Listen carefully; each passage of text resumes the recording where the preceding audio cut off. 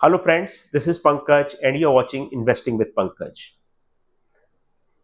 Rate cuts मतलब interest rate में कमी या बढ़ोतरी जब कभी होती है तो उसका मार्केट पे असर होता है, इकोनॉमी पे असर होता है। इसके बारे में हमने काफी बातचीत पहले की है और कई बार इस टॉपिक्स को कवर किया है। इस बार हम जिस चीज के बारे में बात करेंगे कि यूएस में रेट कट जब हुआ अभी कुछ हफ्ते पहले, तो उससे क्या दुनिया को सिग्नल मिला और आरबीआई ने अपने रीसेंट डिसीजन में किस चीज के ऊपर फोकस ज्यादा किया और इस सब का निष्कर्ष क्या निकल रहा है कि दिसंबर में क्या रेट कट हो सकता है, क्या पॉसिबिलिटी है, क्या पॉसिबिलिटी नहीं है, अगर होगा तो किसको फायदा होगा, किसको नुकसान होगा, ये सब चीजें आज हम कवर करें।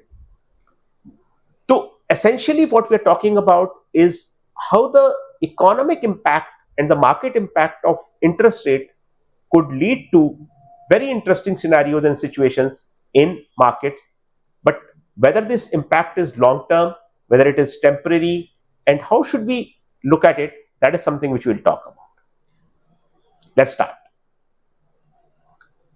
तो इंटरेस्ट रेट अगर दिसंबर में कम होने वाले हैं, कैसा होने वाला है, और अगर ऐसा हो सकता है तो क्या इंपैक्ट होगा मार्केट पर और स्पेशली बैंकिंग स्टॉक्स के ऊपर क्या इंपैक्ट पड़ेगा। अगर हम देखें कि यूएस में जो पिछले कुछ हफ्ते पहले फेड ने रेट कट किया 50 बेसिस पॉइंट यानी 0.5% का, वो डेवलपमेंट बहुत ज्यादा इंटरेस्टिंग था क्योंकि काफी टाइम से ये उम्मीद की जा रही थी कि फेड ऐसा कुछ करेगा।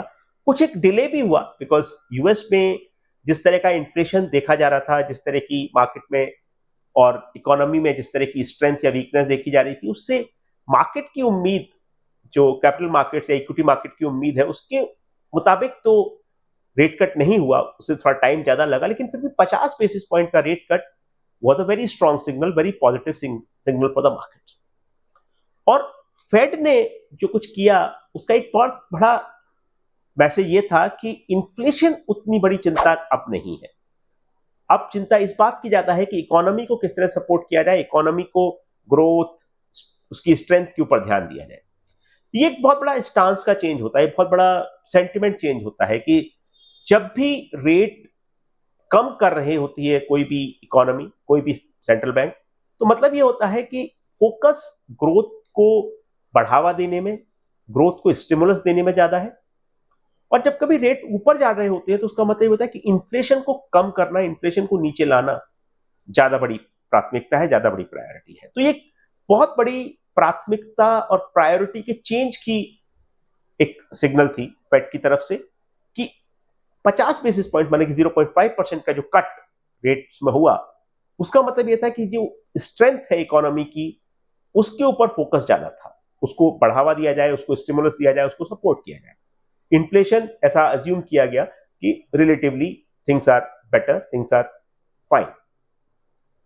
और ये एक बात और भी है कि कोविड के टाइम जब बहुत तेजी से रेट कट किए थे बहुत सारे सेंट्रल बैंक्स ने, इंक्लूडिंग फेड इन यूएस, तो उससे ये एक सिग्नल था कि भाई कोविड का जो इंपैक्ट था वो रेट कट के बाद बहुत सारी इन्फ्लेशन की बढ़ोतरी के लिए भी एक बहुत बड़ा ट्रिगर का काम किया, क्योंकि इंटरेस्ट रेट कम हुए, फिस्कल स्टिमुलस भी बहुत सारा आया। वो सब डिटेल में कभी बाद में बात करेंगे, लेकिन कहने का मतलब ये था कि पहला रेट कट था ये कोविड का जो रिस्पॉन्स था उसके बाद, क्योंकि बीच में फेड को रेट बढ़ाने भी पड़े थे और काफी सारे सेंट्रल बैंक ने रेट बढ़ाए भी थे। अब इसका मार्केट के ऊपर क्या इंपैक्ट हुआ, तो S&P 500 जो कि अगर आप देखेंगे यहाँ पे पिछले लगभग एक महीने का जो ट्रेंड है वो काफी पॉजिटिव है। 5% के आसपास जो बढ़ोतरी दिखी है, जो बढ़त दिखी है S&P 500 में, इज अ डिसेंट रिजल्ट। एक महीने में 5% के आसपास का result is a decent result for a big market, for a large market like US is the largest market with a market cap of 35-40 billion dollar, उस range का। तो मतलब इंडिया के मार्केट से लगभग 10-12 गुना ज्यादा। तो ये जो मार्केट है वहां पर 5% का मूव भी काफी बड़ा मूव है। बाकी मार्केट पे क्या अंतर हुआ, तो जैसे एक फुट्सी इंडेक्स है यूरोप का, वहां पे फुट्सी 100 इंडेक्स में भी आपको ज्यादा फर्क नहीं दिखा, क्योंकि यूरोप के जो ड्राइवर्स हैं या यूरोप की जो चैलेंजेस हैं वो कुछ अलग है। लेकिन वहीं अगर आप निक्की को देखें, निक्की 225 जो कि जापान का इंडेक्स है, आपको याद होगा जिन लोगों ने हमारा वो वीडियो देखा है कि हमने पिछले लगभग 35-40 सालों का निक्की का परफॉर्मेंस दिखाया था, और ये प्रूव किया था कि हमेशा आप ये सोचें कि इक्विटी मार्केट में बढ़त ही है, वो बहुत ही गलत अजम्पशन हो सकता है। Again the idea is not to scare you off, but Nikkei के ऊपर भी आपने देखा कि इंपैक्ट 5% का लगभग पिछले महीने में आया। तो ग्लोबल मार्केट्स पे भी यूएस के किसी भी डिसीजन का इंपैक्ट होता ही है, ये एक फैक्ट है, क्योंकि यूएस की सबसे बड़ी इकोनॉमी है, यूएस का मार्केट सबसे बड़ा मार्केट है, और यूएस की इकोनॉमी के साथ इंटरलिंकेजेस बाकी इकोनॉमीज कितने ज्यादा है कि उस पर फर्क पड़ना, उस पर इंपैक्ट आना लाजमी।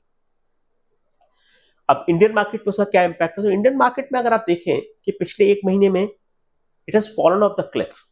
पहले मार्केट बढ़ा फिर नीचे गया, तो ये जो पिछले कुछ समय का जो पिछले आप अगर देखें कि पिछले 8-10 दिन का जो पीरियड है जो आपको दिख रहा है इसमें चार्ट में, पिछले महीने में अगर आप देखें और पिछले महीने में 8-10 दिन जो आखिर के देखेंगे, आपको दिखेगा कि मार्केट अचानक से गिरा है। तो ये ग्लोबल फैक्टर्स, जियोपॉलिटिक्स का जो रोल है उसकी वजह से, क्योंकि हमारी क्रूड पे बहुत बड़ी डिपेंडेंस है, हम क्रूड बहुत मात्रा में इंपोर्ट करते हैं, और क्रूड की बढ़ोतरी अगर प्राइस में होती है तो हमारे फिस्कल डेफिसिट पे और हमारी इकोनॉमिक स्ट्रेंथ पे, इकोनॉमी पे, इन्फ्लेशन पे सब चीज अंतर पड़ता है। तो क्रूड में जब कभी तेजी आती है वो जियोपॉलिटिकल फैक्टर की वजह से और जो वॉर हो रहा है मिडिल ईस्ट में उसकी वजह से, तो डेफिनेटली वो एक हमारे मार्केट के लिए एक नेगेटिव सेंटिमेंट था, और उसकी वजह से काफी सारा फॉरेन इन्वेस्टर ने मार्केट में सेलिंग भी की।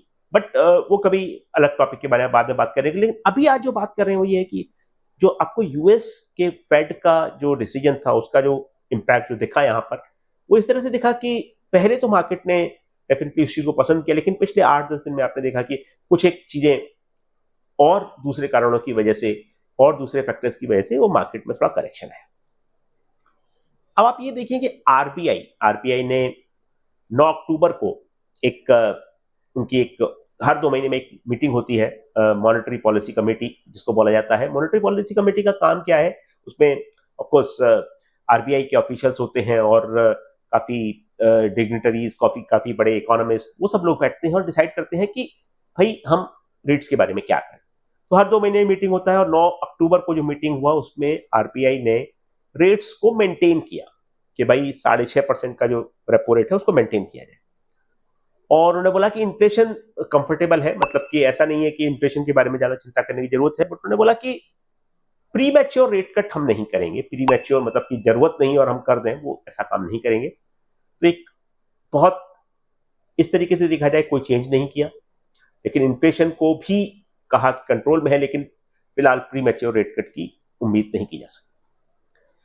लेकिन एक बड़ा चेंज ये हुआ कि उन्होंने जो अपना पॉलिसी स्टांस था न्यूट्रल से, उसको बोला कि मतलब पहले तो कहा था विड्रॉल ऑफ एकोमोडेशन का मतलब ये होता है कि हम जो मार्केट को हमने जो सहूलियत दे रखी है उसको हटा रहे हैं। विड्रॉल ऑफ एकोमोडेशन मतलब रेट को या तो बढ़ाना या मेंटेन करना,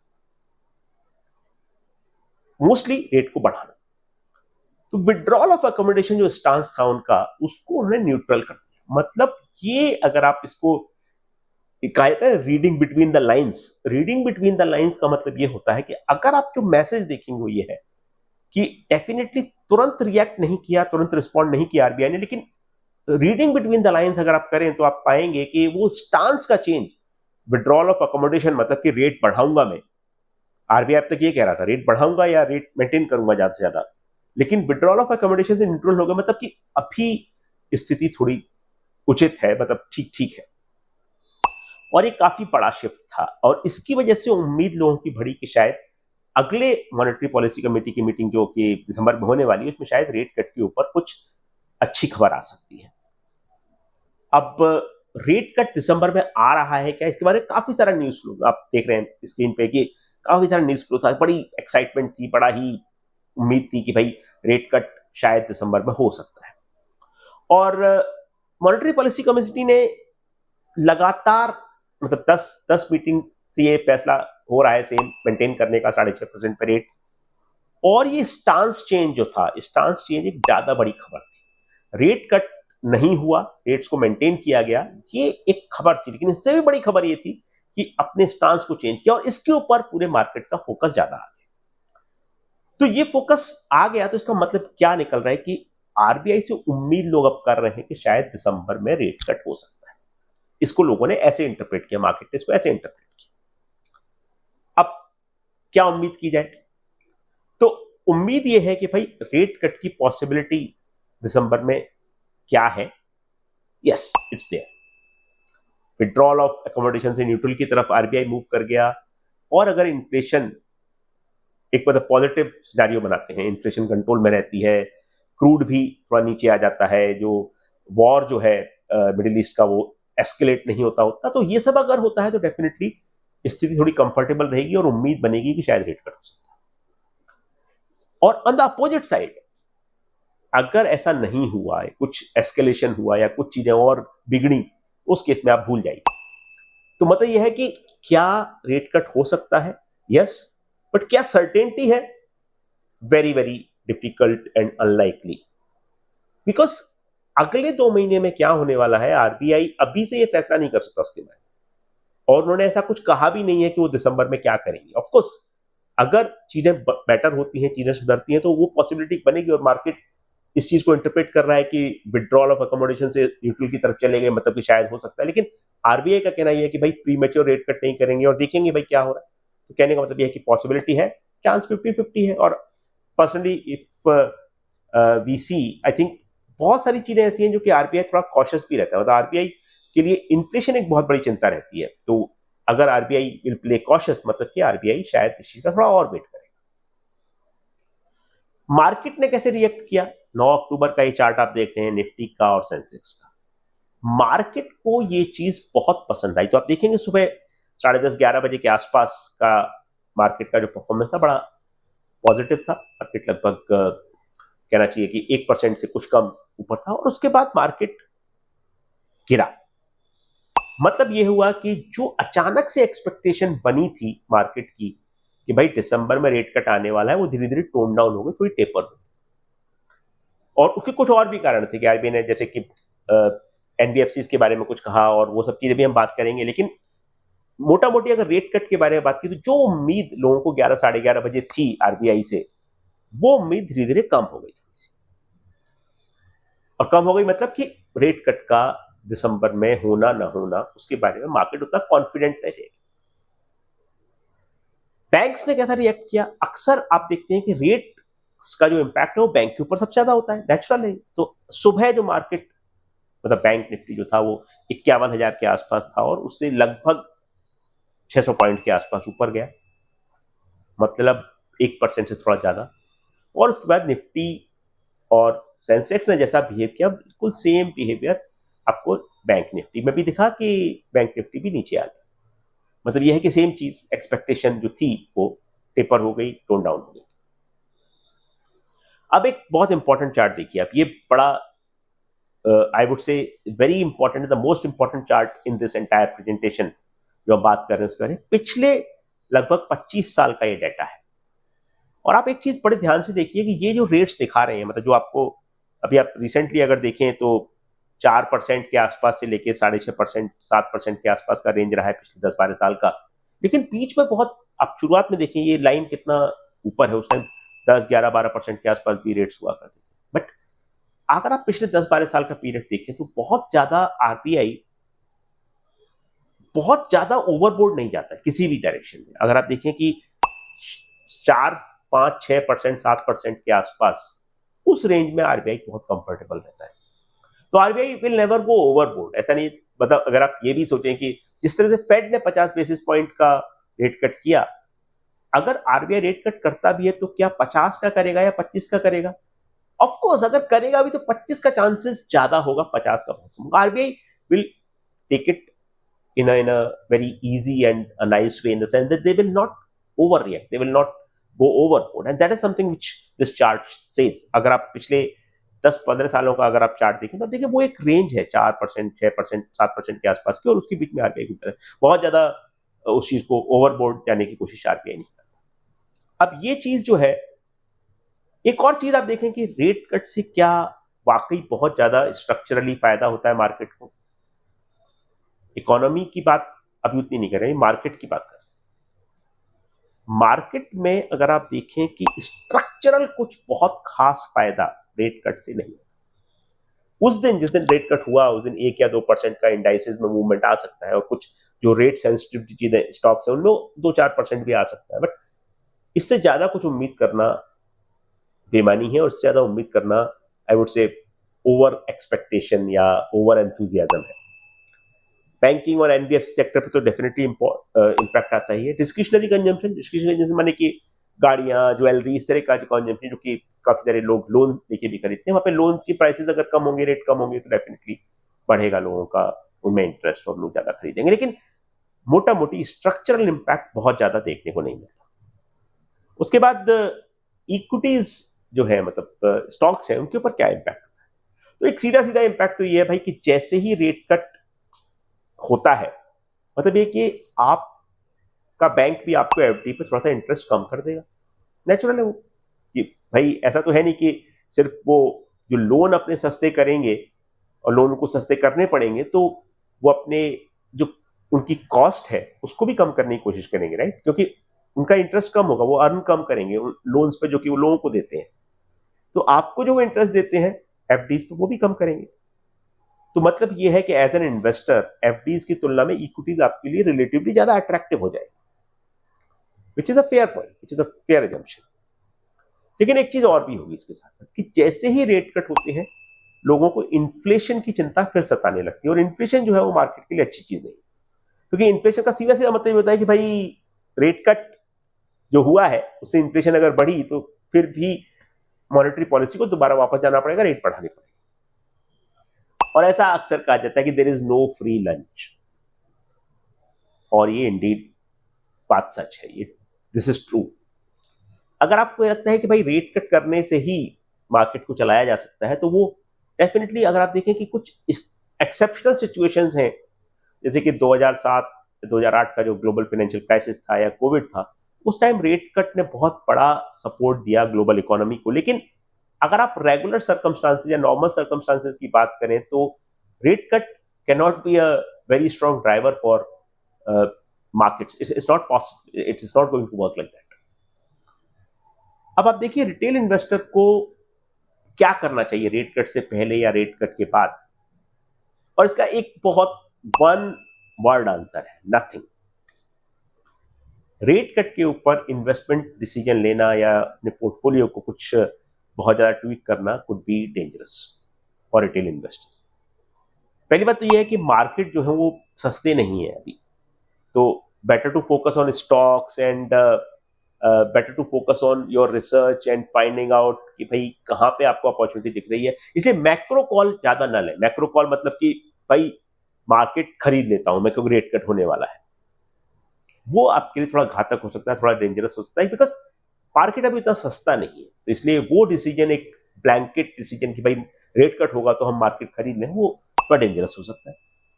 रिटेल इन्वेस्टर को अपने खुद रिसर्च से या खुद अपने समझ के स्टॉक आइडियाज ढूंढने पड़ेंगे, और वो एक बहुत इंपॉर्टेंट चीज है, बहुत एक जरूरी चीज है। हमेशा हम कहते हैं कि अपना इन्वेस्टमेंट डिसीजन लेने से पहले आप खुद रिसर्च करें, खुद चीजों को समझें, वो बहुत इंपॉर्टेंट है। और सबसे बड़ी बात, पेशेंस। ये फैक्टर्स, ये मैक्रो नॉइज तो चलता ही रहेगा, ये कभी बंद नहीं होने वाला। कभी कुछ जियोपॉलिटिक्स, रेट कट्स, फलाना, ये चलता रहेगा हमेशा। लेकिन पेशेंस की बहुत जरूरत है कि भाई ये आप डिस्ट्रैक्ट ना हो, आप बहुत ज्यादा रिएक्टिव ना हो, क्योंकि कुछ ना कुछ मार्केट में ऑलमोस्ट डेली बेसिस या वीकली बेसिस पे अगर कुछ होगा तो आप उसके ऊपर अगर डिसाइड कर रहे हैं तो आप अपने ब्रोकर को कमीशन ज्यादा जनरेट कर रहे हैं, दैट्स इट, नथिंग एल्स। अब आप ये देखिए कि रिटेल इन्वेस्टर क्या कर सकते हैं। तो पहली बात तो ये कि मैक्रो इवेंट के ऊपर ज्यादा रिएक्ट ना करें, उनके ऊपर ज्यादा ध्यान न दें, वो बहुत जरूरी है। मैक्रो इवेंट के ऊपर ज्यादा ध्यान देने से आप बहुत ज्यादा ट्रेड करते हैं, बहुत ज्यादा आप अपने पोर्टफोलियो को फ्लिप करेंगे, और वो बहुत ज्यादा आपकी इन्वेस्टमेंट के लिए या पोर्टफोलियो के लिए या रिटर्न्स के लिए अच्छी चीज नहीं, क्योंकि न सिर्फ उससे कॉस्ट बढ़ती है बल्कि उससे आपका एक और चीज होता है कि आप बहुत सारी अच्छी चीजें भी मिस कर देते हैं कभी कभी। जैसे फॉर एग्जाम्पल एक बहुत इंपॉर्टेंट चीज है, अगर आप देखें मार्केट में हमेशा आपको, अगर आप समझिए 10 डिसीजन लेते हैं तो 5 खराब और 5 अच्छे डिसीजन हो सकते हैं। 6 अगर आपके अच्छे डिसीजन है, 4 खराब है, it's a very good track record, it's a very good result. लेकिन आपके पोर्टफोलियो का जो रिटर्न है आपके 6 और 4 के रेशियो पे भी बहुत अच्छा हो सकता है, बहुत एक्सीलेंट हो सकता है। कैसे? समझिए आपने आज 10 स्टॉक खरीदे, खूब रिसर्च किया, खूब पढ़ाई की, खूब समझा, खूब एनुअल रिपोर्ट पढ़े, सब कुछ किया और 10 स्टॉक आइडेंटिफाई करे और 10 में इन्वेस्ट किए, 100 रुपीज ईच। और समझिए 4 डिसीजन आपके खराब थे, वो 100 रुपीज आपके जीरो हो गए अगले 5 साल। और तो 3 स्टॉक ठीक ठीक थे, 3 स्टॉक ऐसे थे जो कि अगले 5 साल में समझिए डबल हो गए। 4 जीरो हो गए, 3 डबल हो गए। 2 स्टॉक ऐसे हो सकते हैं जो शायद 5 गुने हो जाए और एक स्टॉक ऐसा भी होता है शायद 20 गुना भी हो जाए। Again there is no guarantee, but I am saying hypothetical scenario आप देखिए कि 10 स्टॉक में आप इन्वेस्ट कर रहे हैं, उनमें से आपके 4 स्टॉक जीरो हो जाते हैं, कचरा हो जाते हैं। आपने खूब मेहनत की, खूब रिसर्च किया, खूब सोचा, खूब समझा, खूब मेहनत करने के बाद वो कॉल लिया, लेकिन फिर भी 10 में से 4 आपके डब्बा हो गए, कचरा हो गए। 3 डबल हो गए, तो 100 रुपए का 200 रुपए मिल गया आपको। 1000 रुपए लगाए यहाँ पे, 400 रुपए चले गए, 400 रुपए डूब गए। 100 रुपए जो 3 स्टॉक में थे वो डबल हो गए, 200 रुपए हो गए, तो वो समझिए 600 रुपए हो। 2 स्टॉक ऐसे हैं जो 5 गुने हो गए, तो आपको 500 रुपए उनमें मिल गए, तो 500 इंटू 2 मतलब 1000 रुपए वहां से और 600 रुपए पहले के 3 स्टॉक से। समझ रहे हैं आप? You are with me right?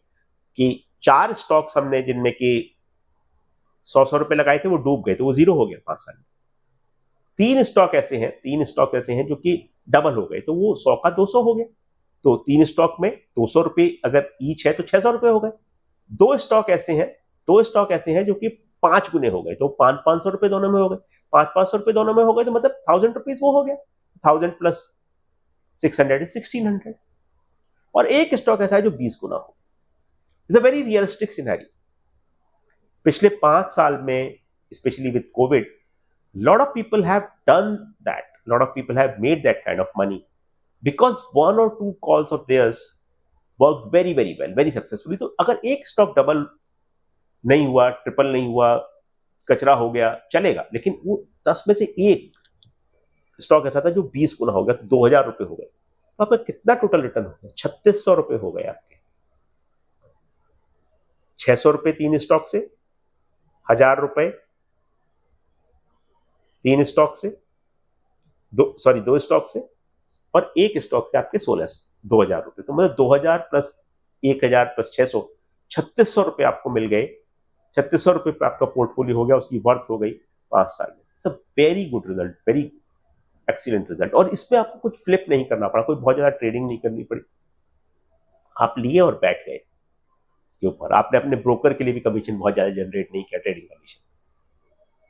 तो ये कभी इसको मैथमेटिकली भी आपके सामने प्रेजेंट करेंगे with the law of probability and that exercise. But मोटा मोटी अगर आप ये देखें कि 5 साल में अगर आपका पोर्टफोलियो 3 टाइम्स हो गया या 3.6 टाइम्स हो गया है, और मैं तो बोलता हूं कि चलिए 20 गुना भी अज्यूम मत करिए, 10 गुना अज्यूम करिए, तो कितना हो गया? 1000 रुपए वो हो गया, तो 1000 प्लस 600, 2600 रुपए हो गए।